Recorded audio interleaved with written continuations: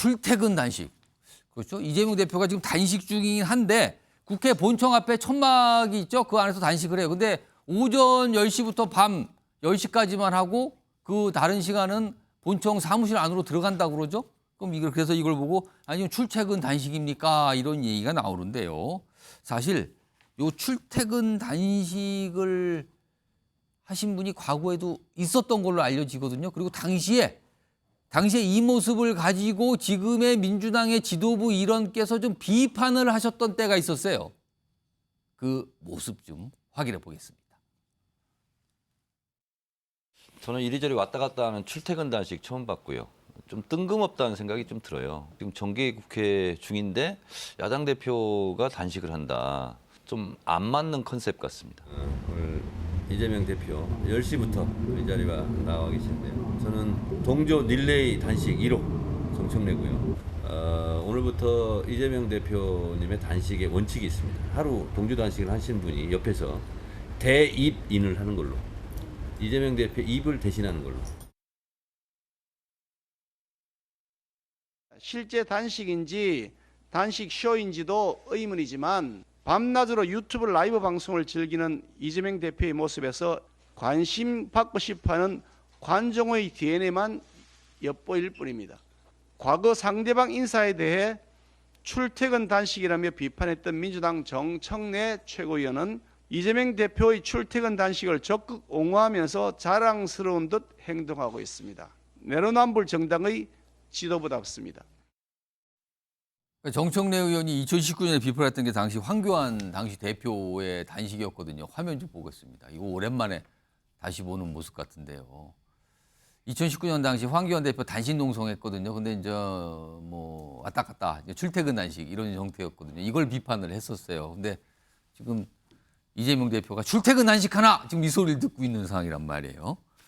정옥진 변호사. 네네. 그러니까 천막과 당대표실을 오가는 단식 투쟁. 근데 지금은 그때는 비판했는데 지금은 약간 동조하는 듯한.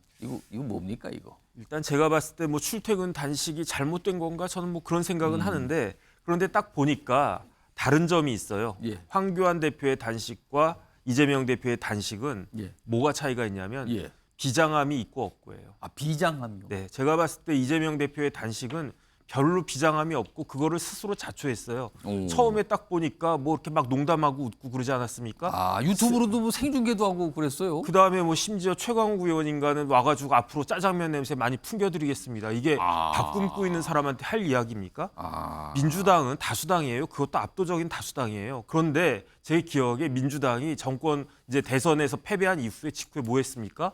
검수완박 강행해가지고 이루어냈잖아요.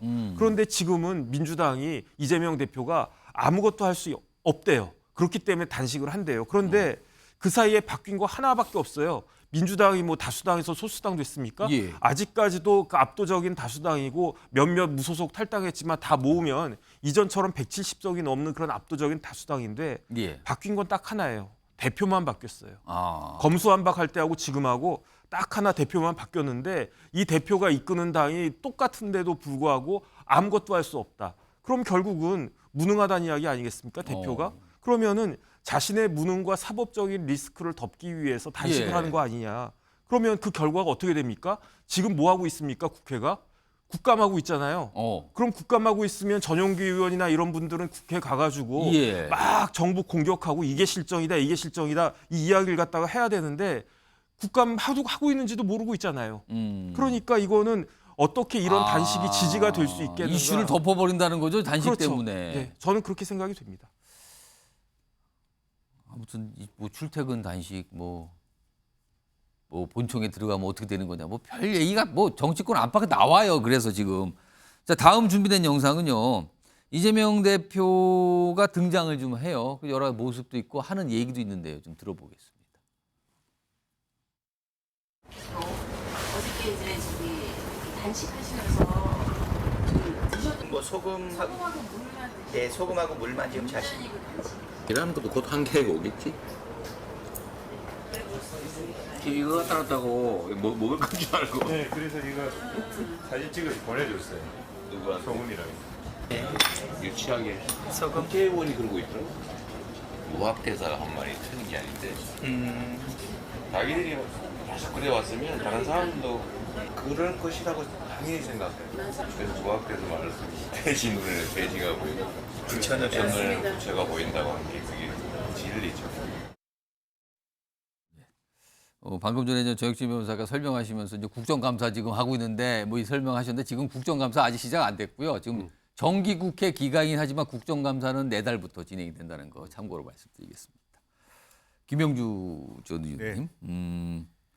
화면 보면 이재명 대표가 지금 벌써 5일 넘어가지 않습니까? 단식한 지. 근데 표정이나 여러 가지 말하는 거 보면 약간 여유가 있어 보이는 것 같기도 한데요. 이미 이제 8월 말경에 본인이 이제 단식을 마음에 두고 있었기 때문에 예. 조금 더 오래 견딜 수 있지 않느냐 생각이 들고 준비를 다만 한 건가요, 문제는 그러면은? 예, 준비를 했다고 봅니다. 그러니까 본인 스스로가 제안해서 한 일이기 때문에 예. 이제 그런 여유가 있고 준비를 하고 있고 자기 나름대로의 로드맵도 있지 않겠냐. 일각에서는 뭐 물 마시고 소금 네. 먹는데 뭐 먹는 거 아니냐 약간 뭐 이런 시각을 비추시는 분도 그렇습니다. 있어요. 이제 이러한 예. 것은 미안한 말이지만 이재명 대표 스스로가 자초한 일이에요. 내가 뭘 했는데 진짜 하는 줄 아냐 이런 말을 해왔기 때문에 국민들의 신뢰를 높이 갖고 있지 않아요. 이재명 대표가 예를 들면 뭐 2시간 뭐 출석해서 조사받겠다. 결국에는 이렇게 실랑이 하다가 안 나갔다.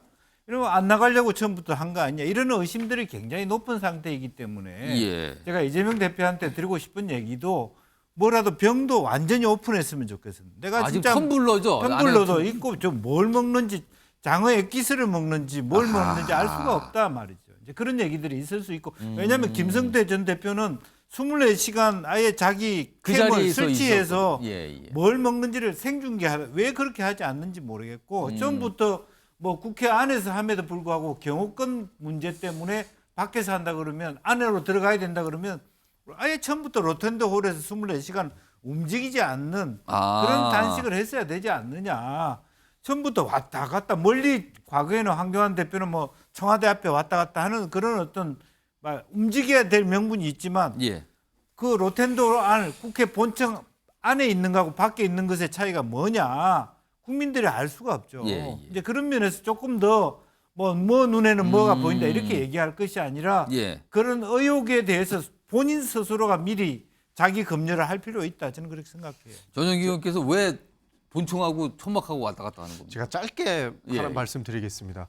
세상에는 굉장히 다양한 사람들이 있더라고요. 저도 이번에 단식하면서 왜 움직이나 한번 유심 있게 봤는데 예. 지금 이재명 대표 단식하는데 지지자들도 와 있고 예. 사실 지지하지 않는 그렇죠. 강성 반대파 유튜버들도 와 있습니다.